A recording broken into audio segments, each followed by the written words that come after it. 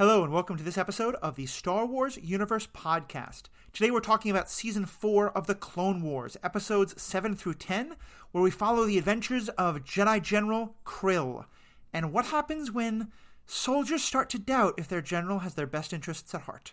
All that and more after a commercial break we have no control over.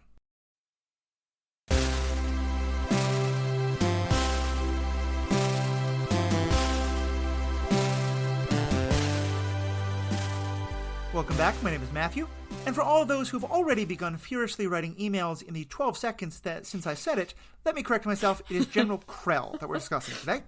I'll delete joining my me email. as He's not a shrimp? Yeah, exactly. Joining me as always for the Clone Wars episodes are Riki and Sarah Hayashi. How you both doing tonight? We're doing okay. Clone episodes are some of my favorites. Yeah. This is one of my favorite arcs with one major plot twist that I disagree with, but the rest I think was just a fantastic episode. Before we jump into that, though, I want to just kind of take 1 or 2 moments to discuss. There's some great news that was released this week as part of the High Republic set of media that Star Wars is releasing.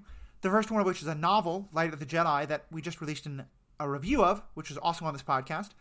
But one of the next things they've announced is a web series that is going to be hosted by a woman named Christina Ariel. I hope I'm pronouncing her name right. If I'm not, please correct me. I couldn't find any recordings, just a lot of text. She's, as far as we can tell, a great potential host. She's got a lot of love for Star Wars. She's also a black woman. And, unfortunately, but unsurprisingly, some parts of the fandom have reacted very negatively to this. She's also someone who has spoken pretty vocally about her feelings on BLM and things like that. All things which are, great to speak out about. And unfortunately, there's been a lot of hate directed back towards her. I was very happy to see, because in the past, Disney has not always stood up on these things. There's a clear statement from Star Wars in support of her and continuing to be in support of her. And I just wanted to kind of take a moment to say that I don't think anyone who is of that kind of ilk is a listener to the show. We make pretty clear our feelings on that kind of toxicity. But I just think it's important to name that the story is happening and that it's not okay. And that Star Wars fans, a minority, but unfortunately a far too vocal one, have been far too often have done a lot of pretty horrible harassment to actors of color who've been part of Star Wars, especially those who played Finn and Rose. And so I'm really glad that this time it seems a lot of the fandom is responding back and saying, no, this is great. We want to see her. We want to hear what she has to say about Star Wars, and she's a great new addition to the universe. I think that's where most of us are coming from, and it's just important for us to speak up about it. So if you see those things trending on Twitter or Facebook or any of those things, please make sure to, say a word about it, because this is not what Star Wars should be. Yeah, totally. And it's really frustrating, especially to see Star Wars, which, has its problems, right? The first movie came out in the late 70s. But, I don't know. My read on it mostly has been a sort of promotion of inclusivity and diversity. Yeah. And to see that kind of misinterpretation and hate spewed back is really upsetting. All I really have to say is, for people who say stuff like, keep politics out of Star Wars or whatever your fandom is, get your head out of the sand. Yes. The villains in Star Wars are called stormtroopers, and the officers walk around, in uniforms and jackboots, and there's very obvious fascist undertones. So, any science fiction, I feel, and Star Wars is science fiction, people talk about whether it's fantasy or not, but it's allegory. That's another 100 emails we just got. Yeah. It's allegory about the real world, set in different settings, futuristic settings. And we have to take those lessons and really internalize them and think about them and talk about them. Politics is in everything. And if you don't think that it's in everything, then it's possible that you have lived a privileged life where you haven't had to confront some of these issues, and it's important for you to examine that privilege. And I'm not saying that as an accusation, but I'm just saying that we all live under different circumstances, and we should be looking out for the most vulnerable among us. And this is an opportunity to do that and have discussions about those types of things. Yeah, I think that's a great way to put it. There's always been politics in it because there's always politics to some extent in everything. Like, we live in a world where politics is a thing and things are either commenting on them or even by their silence, it's a kind of commentary. But Star Wars especially has political commentary. But the other part of this is that the presence of a black woman as a part of creating Star Wars content, that's not political in any way, and it shouldn't be. And this idea of forced diversity or ideas that, like, the white man should be the default, and if you go away from that, that's somehow political, it just has no place in any fandom, especially in Star Wars. I keep thinking about quotes from Yoda about the way fear and hate corrupts us, and I think that's exactly what happens here, that people who are, for whatever reason, so afraid of the changes that are happening in our society, that we're being more aware of racism, that we're being more aware of misogyny, that people are fearful of this and they hate it and they want to push back. And the whole point of Star Wars is that those feelings corrupt us. They turn us to the dark side. Don't let that happen. And so, like I said, I don't think many people on this who are fans of this podcast are anywhere close to doing that kind of toxicity.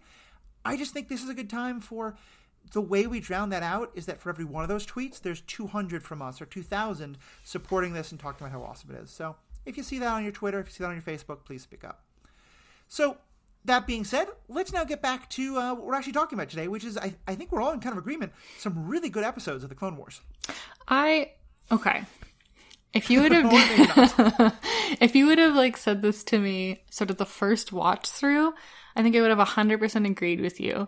But so this is Riki and I's second watch through of the Clone Wars. We sort of binged them all, and now we're going back through for this podcast. And as soon as the first episode came on, I was like, oh, I remember this. I remember the latter half of the fourth episode, and now I hate this whole arc. And it's just like, I don't know. So I'm trying to like scrub away the Sarah who knows. Sorry, our cat's like about to jump on a bar cart. So yeah, there we go. It might make some fun noises. But like trying to scrub away like that last ending, because the ending spoils it so much. And I really did enjoy the first 3.5 episodes when I watched them the first time and wasn't just like angry waiting for this twist to come. Clones. Clones are good. This is, like I said earlier, this is like a really chunky Clones arc of episodes. Definitely. Because we get a whole lot of Rex, and we get a whole lot of like Rex's development as a leader and watching him grow. And Fives too. We got a whole bunch of Fives. Fives comes back. He was one of those clones that defended Kamino and then was promoted to ARC Trooper.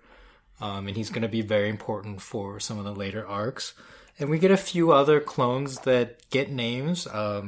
Jesse is also someone clone who comes back later. And we get a few other that I think Dogma, whose name is a little bit on the nose. Oh my gosh. I called him Bootlicker most of the time, but... Yeah. Well, let me take a step back and just kind of do a quick plot summary. Yeah, sure. Because I think there's important things that go on, but happily this is an arc where it's much more about the discussions and the emotions and how we get there than I think the individual plot points. But the basic overall plot is the Republic is trying to fight to capture this world called Umbara that is very strategically important. And it's a dark shadow world. There's never any light there, which raises some questions about how plants grow, but fair enough. Plants can grow in darkness. And interestingly enough, for one of the only times we've seen it, our heroes, the clones, are not fighting against battle droids. They're fighting against the inhabitants of this planet. And I think that's an important point because it's not an easy fight they're having. And also, often we talk about how fighting the droids is an easy way to sort of remove any of the moral weight of combat. Here I think it's interesting because it adds some moral weight. But so anyway, they're fighting this hard fight. Anakin is leading them. It's the Anakin's battalion, the 501st, which has all the kind of characters we've gotten to know and love. And at some point, we find out that Anakin is needed to return immediately to Coruscant because Chancellor Palpatine needs to meet with him. And so instead, this other Jedi named General Krell comes along. And he is the one who's supposed to be put in charge of the 501st and supposed to lead this, the battle. The battle is really going not very well, and the 501st has a very particular mission. They have to kind of break the siege to get to this capital city. What happens is the troops are doing their best to fight, but are realizing it's an impossible position and pulling back some. And we quickly realize that Krell is not having any of that. That he is just saying, no, we have to take it, we have to take it.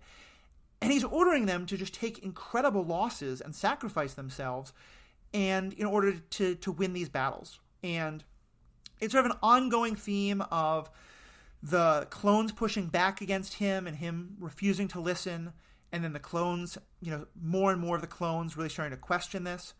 One of the things that we see from Krell again and again is that he really doesn't hold any respect for the clones. We've talked about how one of the things that corrupts the Jedi is this question of the moral worth of clones and are they soldiers or are they military equipment? He absolutely sees them as military equipment. Mm-hmm. He refuses to. He doesn't refer to them by name. He only uses their number. He talks about them being destroyed instead of killed. He just doesn't respect them, and he just sees them as it's like, well, yeah, we'll just break 5 pieces of equipment to win the battle. He also doesn't often have good strategy. And so there's a number of things that go back and forth until finally by the end, they're just like, a couple of them come up with an alternative plan to win the important battle. Krell doesn't want to hear any part of it. And so 2 of them basically decide to commit an act of mutiny. 3 of them. Fives and who was the other one? It was Fives, Jesse, and Hardcase. Yes, thank you. Fives, sorry, only 2 come back. Fives, Jesse, and Hardcase. Is that his name? Yeah, it is Hardcase. Okay. And so they basically go to blow up this ship, and as part of it, Hardcase has to sacrifice himself to do it, and it's kind of this beautiful moment with a lot of plot development between the 3 of them. But they get back, they've won this great part of the battle, and all Krell cares about is that they disobeyed his orders. And so he orders that they be executed. This is really when, for a lot of the troops, it's their breaking point. But for this one, the one named Dogma, he has to obey orders. He has to obey orders. And you can see even from Captain Rex, who, for those who haven't been following for long, he's kind of the stand-in for, he's really the clone we both best get to know. And one who becomes relevant for a lot of the other stories going forward. He's very much generally a by-the-book guy, and he's been very supportive of Krell. He finds out that these guys are doing this mutinous thing, and he doesn't support them, but he very clearly doesn't tell them no. And then when other people are going to narc them out, he stops them. So they get back. Krell wants to execute them. This guy named Dogma is in charge of that. He orders people to fire, but the troops refuse to fire. And it's this kind of beautiful moment. Again, we had so many discussions back and forth between the clones about are we clones or are we men, and do we get to make decisions for ourselves, and how important is that for us to think for ourselves. And then they go to confront General Krell about this, and then the episode ends. Yes. Oh, that's nice. I'm saying that's where I would like the episode to end. What it actually turns out is that Krell reveals that he's actually been intentionally trying to sabotage things. He arranged it so that one group of clones was fighting another group of clones by lying to both of them. They all find out about this. Krell goes from what was a really fascinating antagonist, because you could believe that maybe he just had really started to fall into that corruption, now just becomes a mustache-twirling villain with an actual maniacal laugh. He maniacally laughs for 5 minutes. He reveals that he wants to go join the Sith and Count Dooku, and that he thinks the Separatists are going to win, and that the Jedi are falling apart. And even there, I mean, his motivations are interesting, but it's just a completely different character than what we saw. And then they defeat him, and it seems like he's going to be taken prisoner and held for trial, and then Dogma just flat out kills him. Yeah, well, there's that. They have him prisoner, and then the Umbarans are gonna come take back. It's an Umbaran air base that they're staying at. The Umbarans are gonna come retake the base, and I think Rex decides that they should kill Krell, because if they capture him, he'll fork over all the secrets immediately. And Rex is trying to shoot him but can't, and then Dogma pulls the trigger. Exactly. Yeah, thank you for that clarification. So here's the way I would suggest we talk about this. Because I do think that the first 3.5 episodes, if you ignore that last 15 minutes, are really, really good. the last 15 minutes changes some of it, but I think still a lot of the heart of it still stays.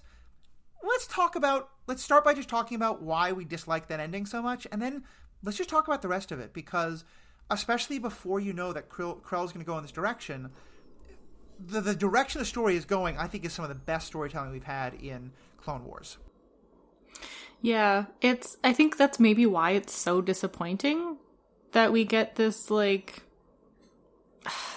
very, like, ooh, twist ending that seems like such a cop-out. I guess, like, there's another sort of cop-out very early on, which is, I think you alluded to it, they're coming to Umbara and they're, like, displacing the population that's there.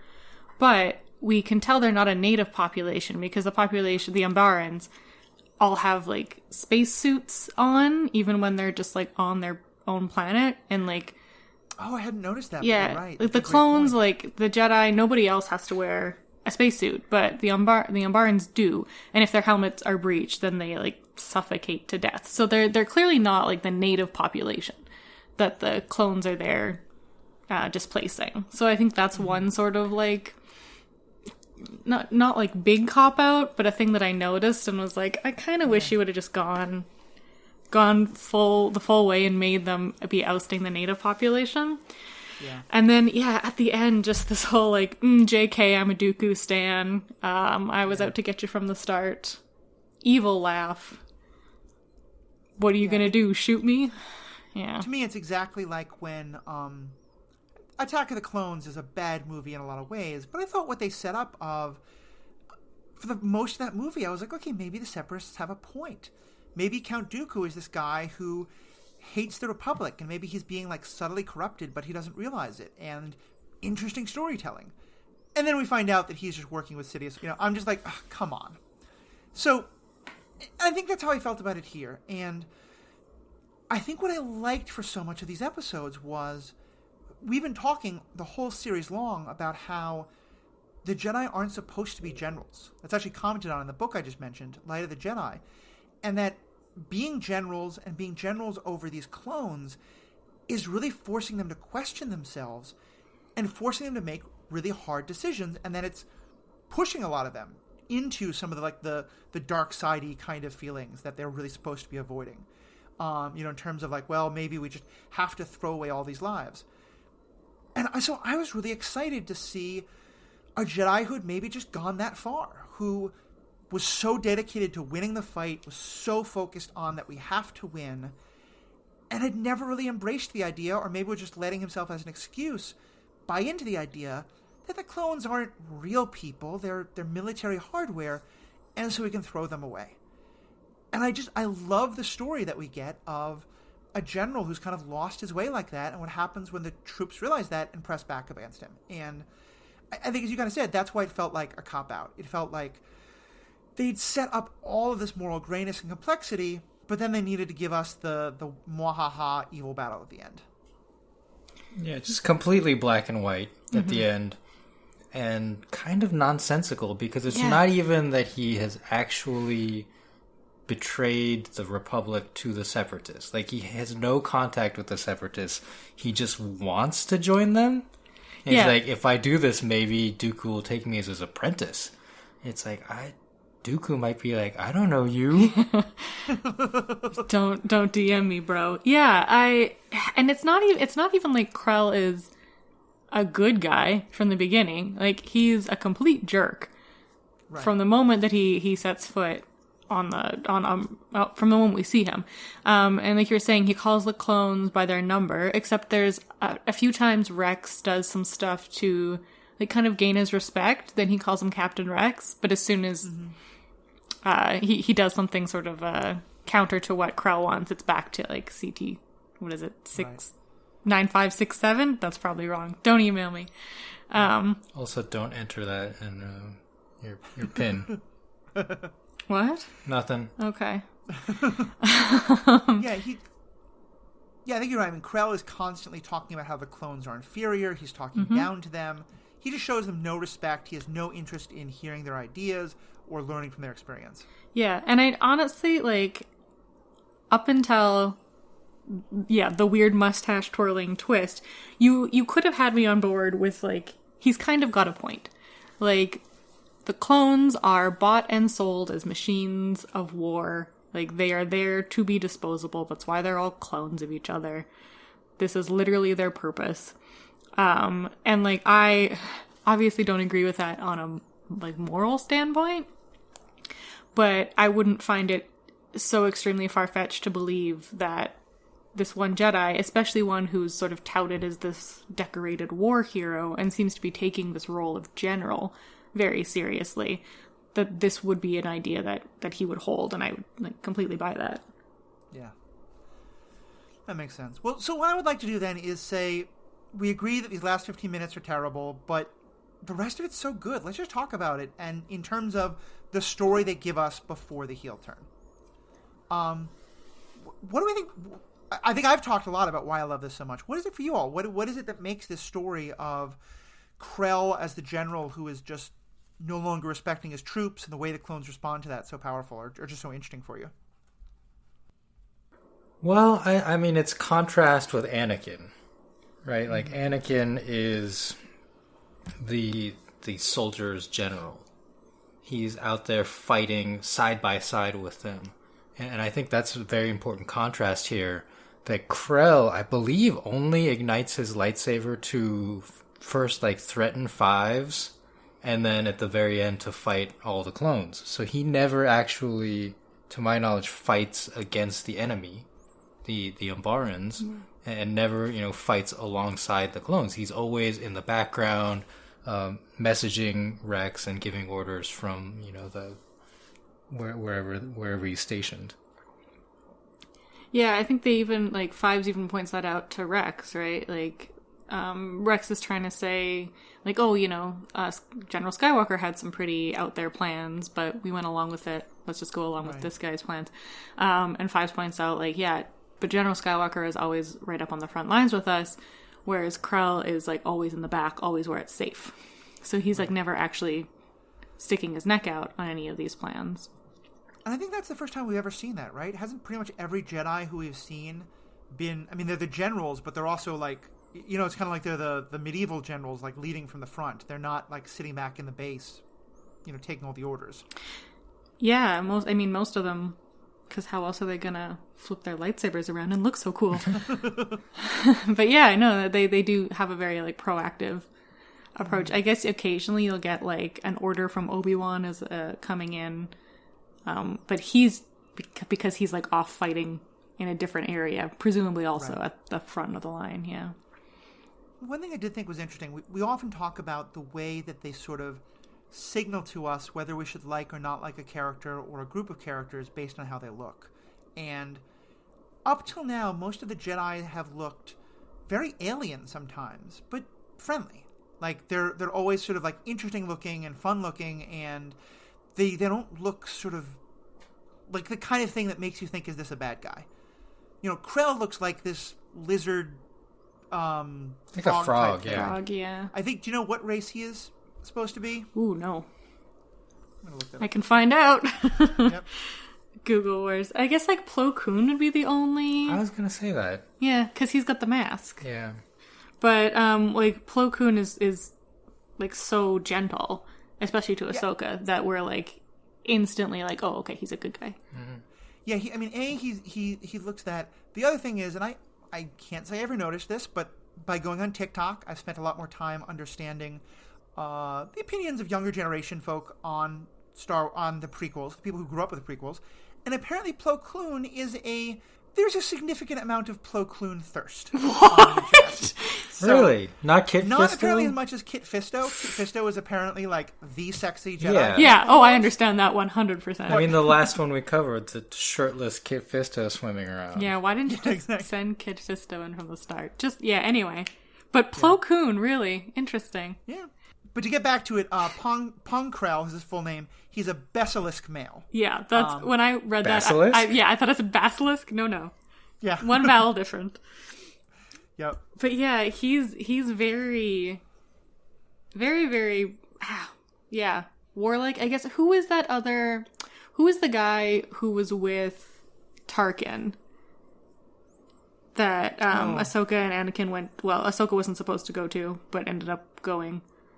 Oh, Evan? Yeah, his name is it's like Greg the Jedi. It's spelled weird, but yeah, it's just like a really normal sounding name. But I guess Evan Greel. yeah. Evan, I guess, looked a little. Well, he had one eye. He had one eye. He was like rough and tumble, but still like kind of short. He had big ears, but he was very, I guess, militaristic as well, like very hardened and sort of battle ready. Now, I will say we have been introduced to this species before. Oh. Because when they're not Jedi generals wanting to go and, throw away their troops, they also run diners on Coruscant. Oh, what? Obi-Wan's That's friend? the guy who runs the diner on Coruscant that Obi-Wan forearms. goes, and who also seems to know everything about cloners on planets that don't exist. Yeah. He was also of this race. Neat. So if you look familiar. Because the four arms helps you with line cooking. Yeah, and dual wielding very long lightsaber. Yeah, so I will say this about the last 15 minutes. The animation and the fighting were excellent. And Krell having 4 arms and 2 double-bladed, Darth Maul style lightsabers was really fun to watch. Even though there were some parts where I was like, physically, I don't think you could do that. Right. Yeah, it reminded me a lot of Grievous.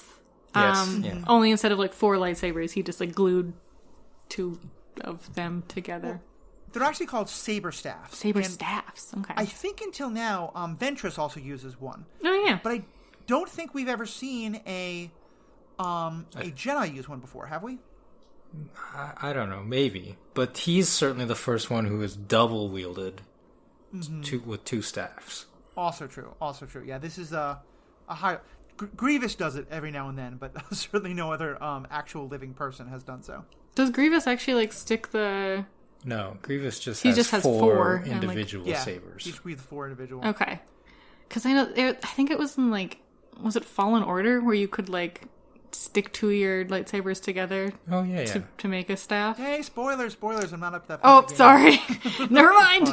You didn't hear anything. I'm so bad at platformers. This was not the spoiler you're you're looking for. But that's a whole other question entirely. Gosh. Yeah. But yeah, so getting back to this part of the story, to me, one of my favorite moments is when he's once again saying, oh, you're just clones, you're dispensable, you don't have any good plans. And Rex, for him to buck authority like this is a pretty big deal, responds by saying, we're not clones, we're men. And I just thought that's that just moment highlighted so much of the crux of what this is about is what's the humanity of the clones? Do they have the ability to stand up and say, no, this is not right. This general is abusing us. We deserve better. Mm-hmm.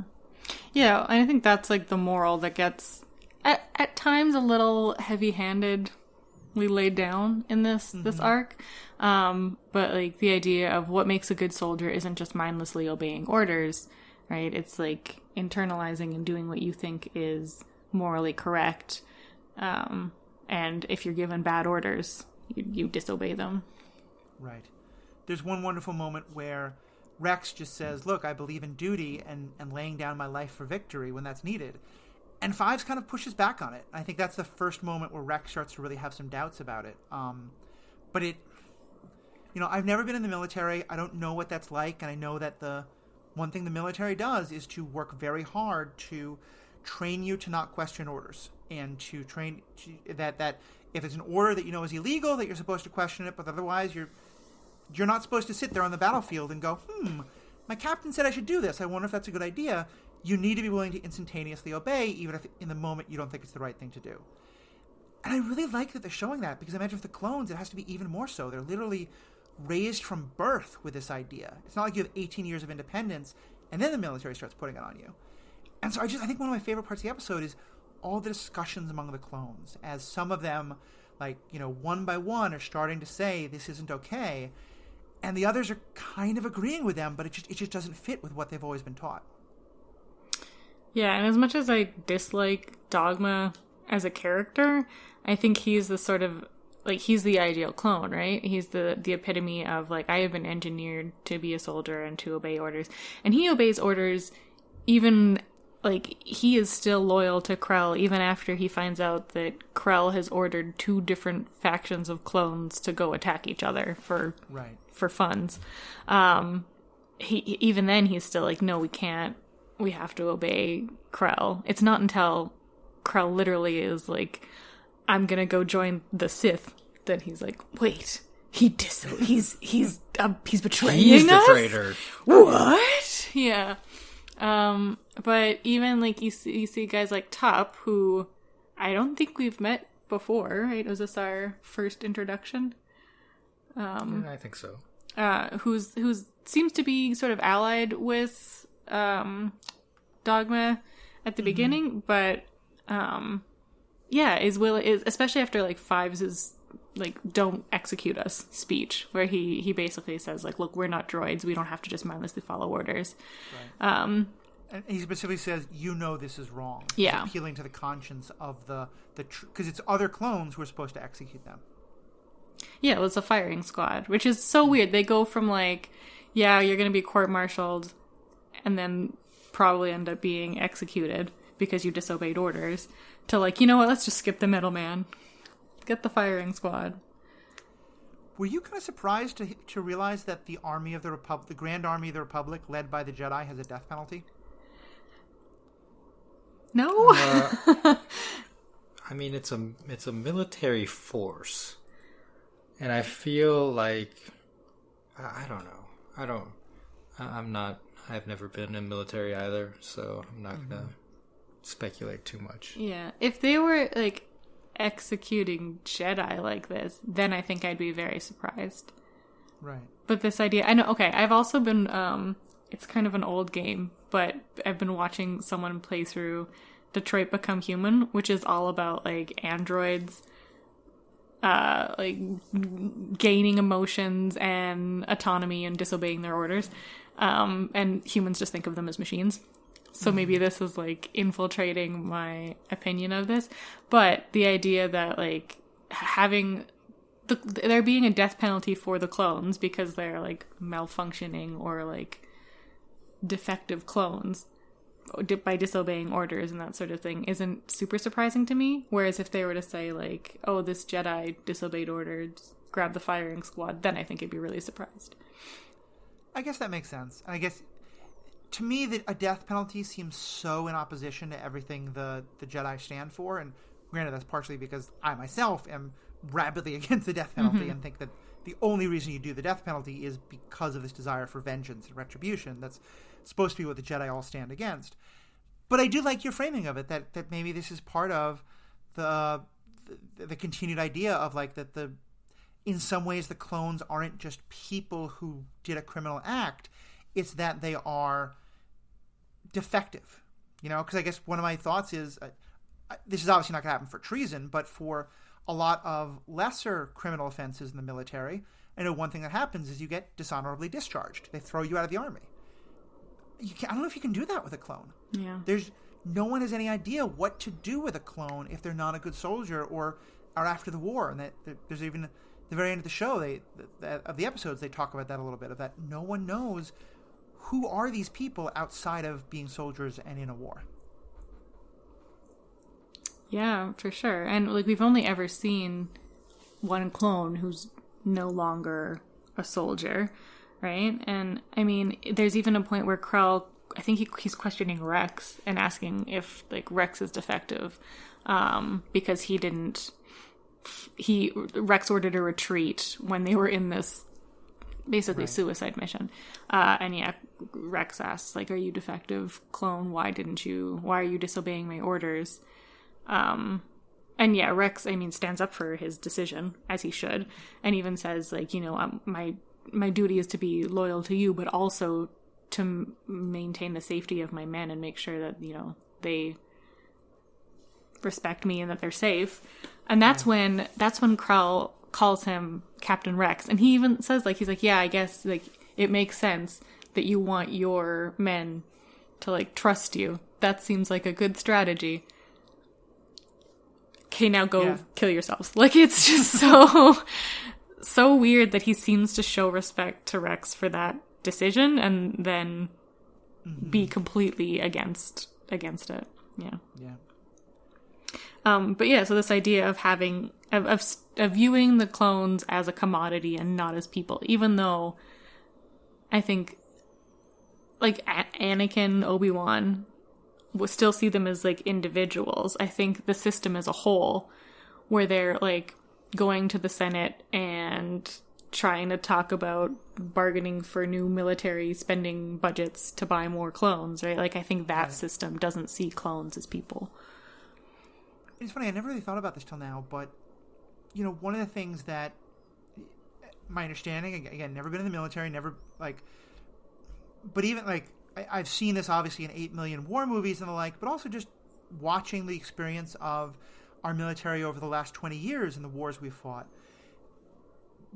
And like, I feel like one of the most important things about humanizing the military in the eyes of everyone else and helping us remember the humanity of the military in needed ways is all the stories we get about, you know, the cute videos of the soldier who comes home to surprise their kid at their 8th birthday, or the tearful reunion between the soldier and their sweetheart, or, you know, whatever it is. And like that's, I mean, it's a trope in any kind of war movie, but it's something we've seen all the time over the last 20 years.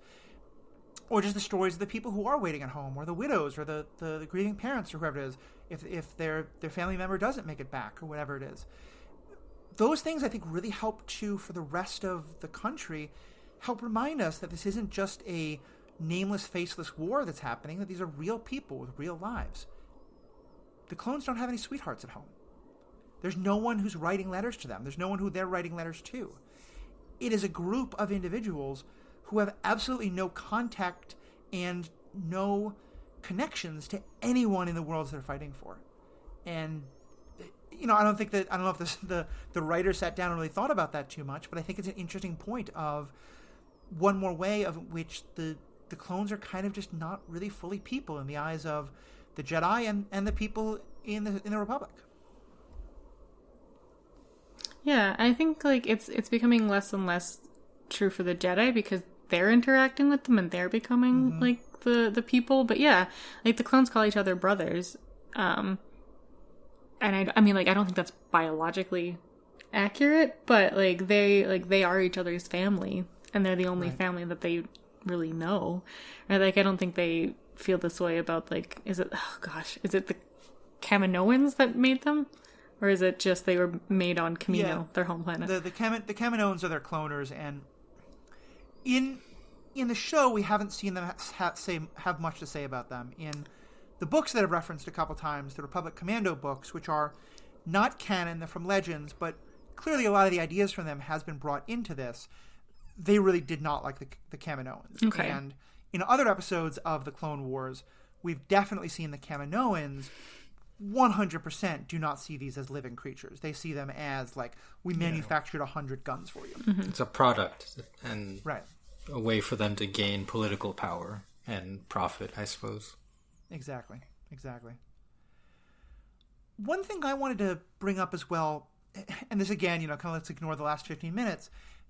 There's a moment when Krell is talking to Obi-Wan, and it's right after Rex has really talked to Krell about, how bad things are. And this is one of the moments where Krell seems to just for a moment respect Rex and kind of maybe listening to this. And now Obi-Wan is telling them about other fights that are being lost. And Obi-Wan just basically tells Krell, like, your battalion is what the whole fight is hinging on. We know this is hard. You have to do this. You have to do this. You have to do this. And I really took a lot away from that because part of what I saw was the pressure that Krell's under. And again, not that it justifies anything he's doing, but that if what we're seeing here is someone who is just so focused on winning the war that he's caring less and less and less about the humanity of the soldiers who are fighting with him, that moment to me really sets that up so well. Of, he can't, in his mind, he can't stop and worry about the soldiers because if their battalion doesn't do what they have to do, everyone's going to die. But then that just gets ruined because he's losing on purpose. But we can think, like, again, If we pretend the last 15 minutes doesn't exist, there was no crystal skull. There is no, I was going to say Pretty in Pink is the movie that the last 15 minutes don't exist. Oh. Justice for Ducky. Justice for Ducky. see. I was gonna say, like, they talk about when Krell comes, they're like, oh, General Krell, he is a renowned war hero. He is really, really well decorated and really well known as this war hero. We should respect him. I think Rex even says that he's honored to be serving under him. And then, like, either later in the arc, I think it's 5, who's like, do you know why he's got such a winning record? Have you looked at his casualties? Like, he's got the most casualties of any general ever. So I think this idea that he's built this reputation of being a war hero is all on the backs of clones, right? Mm-hmm. Like, his status comes from just throwing clones at a problem until it goes away, because to him clones are just disposable. Yeah, So all that matters is the W. Yeah, exactly. Yeah. And it's interesting because going back to episodes we watched a couple of our viewings ago, remember the conversation where we saw at that point Captain Tarkin, who becomes Grand Moff Tarkin, with Anakin, and he says to Anakin that he thinks the Jedi shouldn't be running the war because the Jedi aren't willing to do what's needed. Mm-hmm. And I kind of in that moment I was like, Tarkin would love Krell before Krell becomes a traitor. But, like, you know, I think Tarkin, that's exactly what Tarkin is talking about. Like, we need to win this war by not caring about the casualty rates. I think Tarkin would continue liking Krell. No, because Tarkin's a racist. Oh, true. Yeah, that's the thing. That's the thing too. He's dedicated to the Republic at this point. Yeah, but he continues being dedicated to the Republic after the whole Steve Palpatinery. Anyway, no, what were you gonna say, Riki? I mean, sorry. I thought you were saying that Tarkin would support Krell even after Krell says that he's a separatist. No, I meant, like, if Krell actually did get to go join. Yeah, so Krell's whole plan is to lose intentionally and then use that as his bargaining chip to join Dooku and become his apprentice.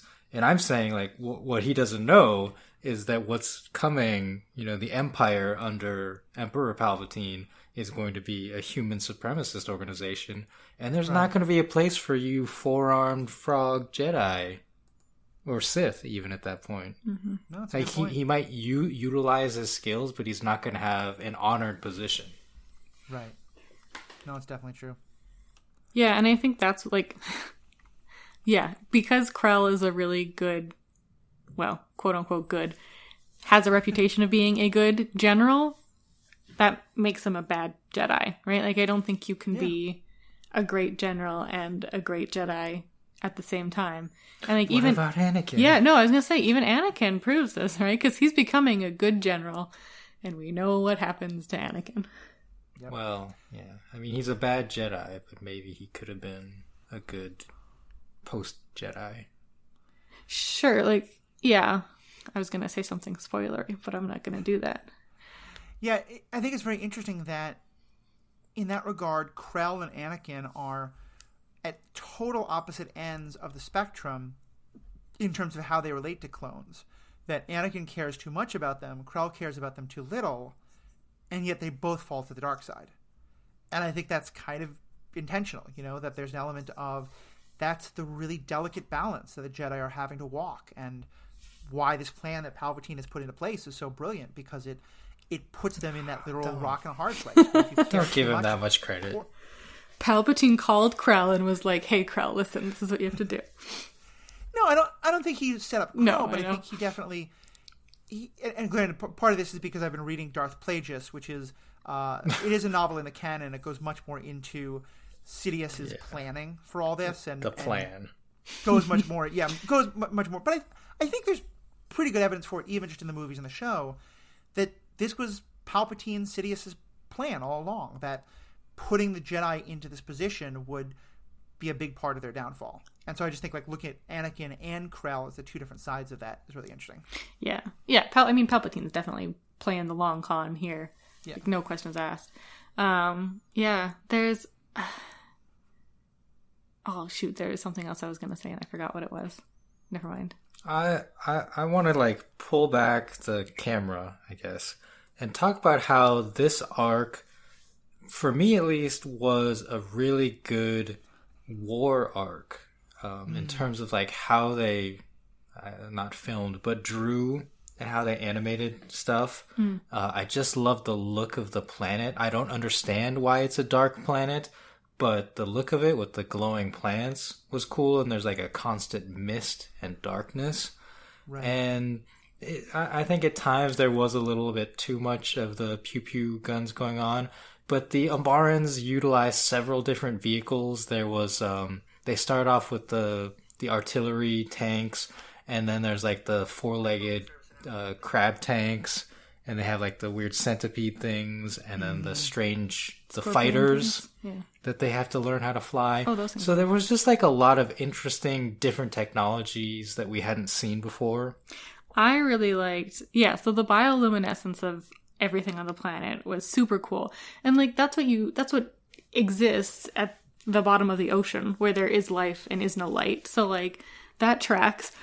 What I really like is the like plant monster that when it opens its mouth, like light shoots out of it. I don't know. I thought that was really funny, but also reminded me a lot of those like fish that have the light bulb on their head. Anglerfish. Yeah, even though it's clearly not like using that to lure people in, but I was just like, why does light shine out of your mouth when you open it? That's so weird. Definitely. But yeah, all the plants were super cool. The trees were really interesting. And I even liked, it was very pew-pewy, but because the episode was so dark and there was that like misty quality, the like gunfire looked really cool. Yeah. But so here, I think the difference in the pew-pew-ness from from like season 1 and 2 is that I think again, I'm going to say filming. The filming was like much more in your face. Yeah. And like in the clones' faces. Like you get close-ups of the clones as they're being shot at, rather than like more of the wide shots of just like everyone shooting at each other. Yeah, or just like spaceships. So it felt more like, I don't know, like Saving Private Ryan when they storm the beaches of Normandy. Yeah. To me. I think those are all really good points, and I think you're right. And you need it for this episode. If this feels like the warfare in the first couple episodes, it was often hard to feel the human cost of it, or the whatever the race is. You know, I think they're clones of humans. To feel that human cost of it was hard to find, and I think you're right. The animation does so much of it. The better battle tactics, the fact that it's dark, the fact that it's close up, but also I think it's the fact that nowhere on this planet do we ever hear the words "Roger, Roger." Oh, like no, don't we? No. Well, it's not on the ship, planet. yeah. That's true. Yeah, okay. Exactly. Right. I said that. Yeah, there's one moment planet. where they leave the planet, they go to a ship, and I wish they hadn't had that. But other than that, all this fighting that's so intense and so dark is not against battle droids, and I think I think by now they had realized that they had done so much to make the battle droids an object of comedy that you really couldn't tell a serious war story with serious consequences when battle droids are having pratfalls and saying "Roger, Roger" and being ridiculous. Like you can't do the two things at the same time. I think they also had to reverse engineer this to have the conflict at the end of the two clone battalions shooting at each other, thinking that they were Umbarans dressed in clone trooper armor. Right? So they had to have an enemy that could do that. Right. And then like the darkness too kind of aids in that by like obscuring who your enemy is. But just also like there were multiple scenes where we see clone troopers go down and other ones try to help them. Like they're not dead, they're injured, and then like we have to help our wounded, and it was just like a much more intense war episode in that sense. Well, and we even see like at the end, like Krell stabs like 2 or 3 Jedi like straight through their bodies. Like it is, we're not sugarcoating this anymore. Like this is clones dying horribly. There's one clone where it's like he's like screaming in pain, and then one of the doctor clones, I guess, is like, this will ease your pain, and like stabs him with a syringe in the neck. Like it's, we're getting real. And I totally agree that having like a Roger Roger on the other end of it would just feel so out of place. Mm-hmm. And it's weird because I'm really glad they do that for these episodes. I think it really helps. I don't think the the pathos of the clones as they realize they're just cannon fodder would have meant anything as much if we didn't feel like the horrors of war that these episodes are showing us. It though also reminds me, like, if you were only allowed to show the horrors of war during episodes where you're talking about it, and then in other episodes you can show war as this much more like sort of bright, shiny, you're up against ridiculous enemies, everything's going to be okay. It's a kid's show. I know we're not all going to have 7 seasons of dark, gritty war. But it does kind of remind me that I think that it's funny, we talked earlier about politics and stuff. There's a very intentional choice that has political ramifications of how you depict war and how you depict violence in your media. And I'm really glad they went this route for these episodes. I kind of wish they would just stay, at least, not all the time, but give us more of this, even when that's not the main point. And I think, like, as the seasons progress, like, we do get more of this vibe. And I think it could be like the audience who started watching the Clone Wars at like 13 is growing up now. Yeah. Or they've just like gotten into this groove of storytelling. But yeah, I like this form of war a bit better, even though like I also do like my dorky droid episodes where 3PO and R2 go on wacky adventures. Like having those you need a balance. Yeah, but even in the background of that one, there's still like clones on these, like, what you guys had a word for them, the kind of mission that it was. Suicide mission. No. The last episodes, like not Greenpeace, but that's what I want to say. Peace Corps? Oh yeah, Peace Corps. Man. Okay, sorry. Brain farting. Right, and they're like complaining that this is what they're doing and treating the locals weird. There's still that like kind of grubby, we're in a war like texture over it, and then we can slap this like wacky 3PO R2D2 adventures over top of that. Mm-hmm. I definitely hear that. Oh, we're coming up on an hour, so is there any other last things folks want to mention about these episodes or things we didn't get to discuss? Let's talk Order 66. Yep. I just saw you wrote that in the notes. Yeah. This makes no sense whatsoever. So at the end of the episode, the last 15 minutes we keep talking about, Rex finally convinces pretty much like the whole rest of the battalion, we got to go arrest Krell. They go up to his high tower office, and I don't know, like maybe there's a dozen of them there, and they surround him, and they have like a talk, and he reveals his evil plan, and then he ignites his lightsabers and takes them all out and escapes. Does a cool flip through the window. Yeah.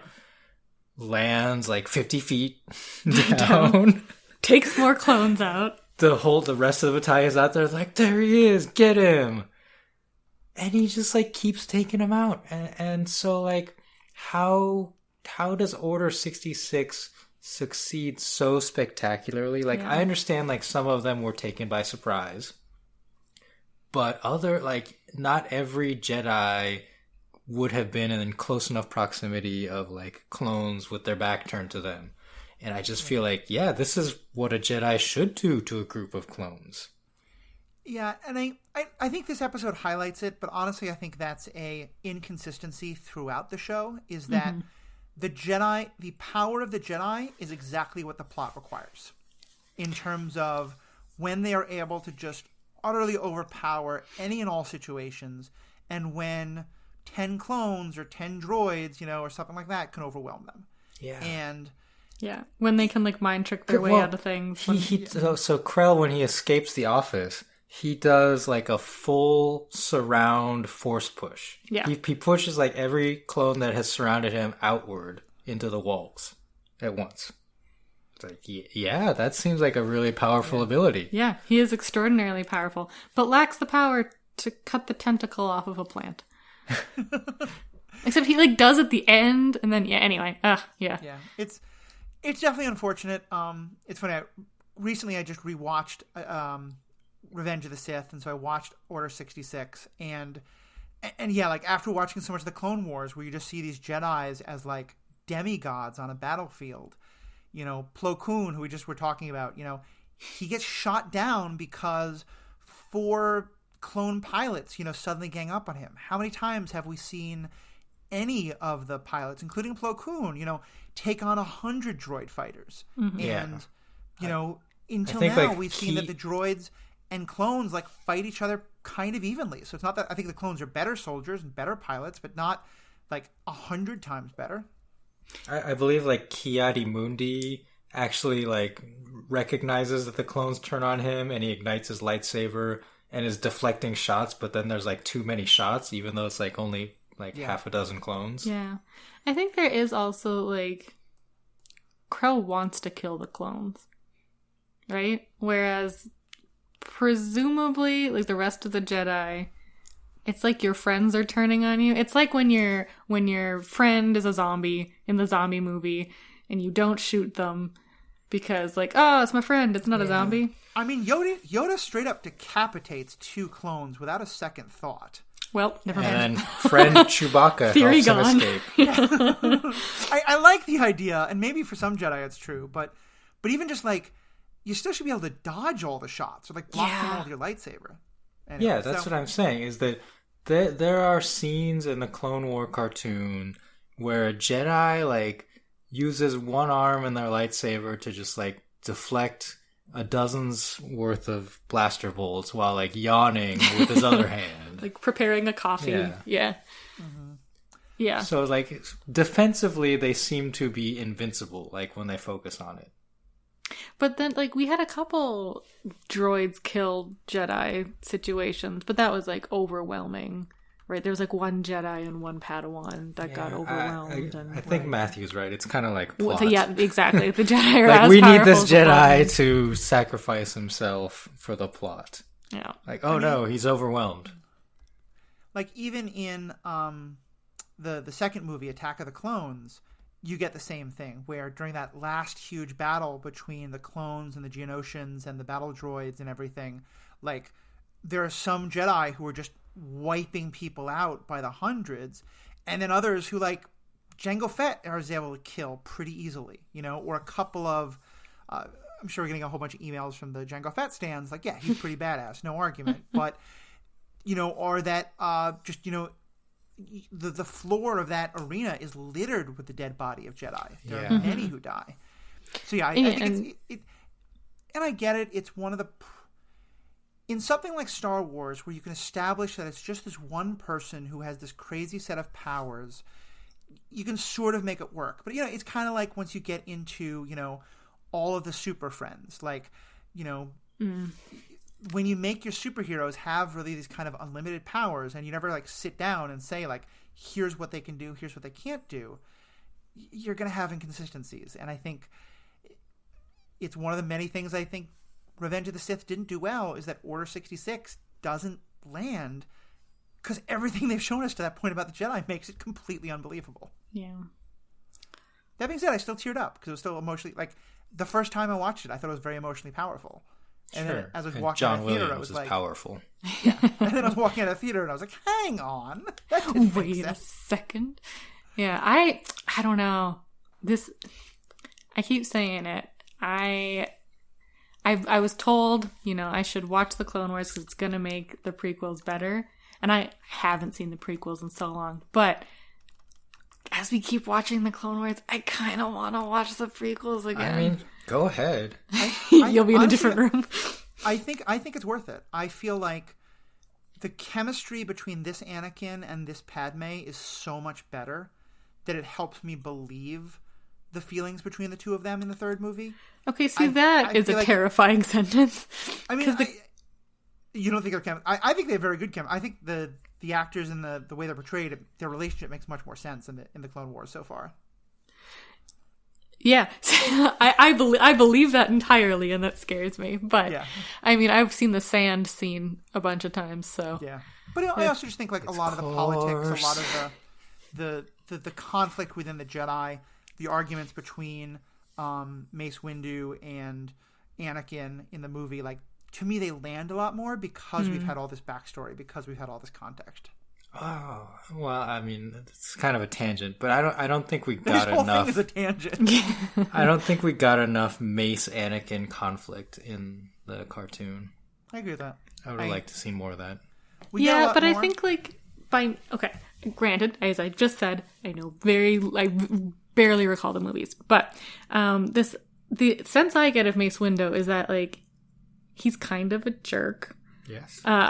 He's a lot holier than thou. He doesn't like Anakin at all. And he's just like, I'm better than this kid. Why is this kid here? And why is Yoda letting him get away with all this? Yeah, and there's a huge element in Revenge of the Sith of, I don't trust you, Anakin. I mean, I guess it cuts both ways. I mean, he's supposed to be the living embodiment of the Jedi who have become too arrogant and who have begun to think that they know best and anyone who challenges them is wrong, and they don't have to be accountable to anybody else. Yeah, I mean, that tracks for me in my like read of Mace Windu. And like, I wanted to like him because I know he's based on Samuel L. Jackson and he has a purple lightsaber, and that's just cool. But every time we see him in Clone Wars, I'm like, Mace, you're just a jerk. Yeah. All right. Well, we are now very, very deep into Tangent Land, and I think we'll have lots to say about this as things go on. But yeah, let's wrap it up now. Sarah and Riki, again, as always, thank you so much for being a part of this. To our listeners, thank you so much. Actually, I was going to read a listener feedback, but I'm going to save that for the next episode. It's related to something from a while back, but they just listened to that episode, so it's kind of a you'll hear it when I read it. The one thing I do want to say though is I'm so glad that people are finding this show. I keep hearing from folks who hadn't been interested in the Clone Wars, but because of Mandalorian, because of the new content coming out, they want to know who Ahsoka is. They want to know what was happening with the clones and Anakin and all these different relationships and Anakin and Obi-Wan. And I'm so glad more people are finding the show. And I would really love your help in doing that. And the best thing you can do is just, if you like this podcast, tell a friend about it. Post on Twitter about it. Post on Facebook about it. Just grab one of the posts that we put up on the Ethical Panda on Facebook or Twitter, or just ethicalpanda.com, the website. Post that on your own social media. Or the best thing you can do is write us a review. iTunes is the best way, but any review catcher that you do, just search for Star Wars Universe Podcast. Write us a review. Tell us what you think. Hopefully you can give us 5 stars, but if not, we're still glad to hear the feedback. But especially if you really love this show, give us 5 stars. That puts us higher in the rankings, and so more people will find this show. So it's a great way to help us out, but more than anything, just keep listening. Keep letting us know what you think. Agree, disagree, write into us. All the social media we just talked about. Great way to find us. Would love to hear your thoughts. And thank you so much, and have a great day. I'm sad I didn't get to make an It's Umbra. course. It's course. Why are you so... I'm sad I didn't get to make a like Umbria joke. I was trying to work one in the whole episode. Oh, yeah. Umbreon? Umbreon. Umbra. Penumbra. Anyway.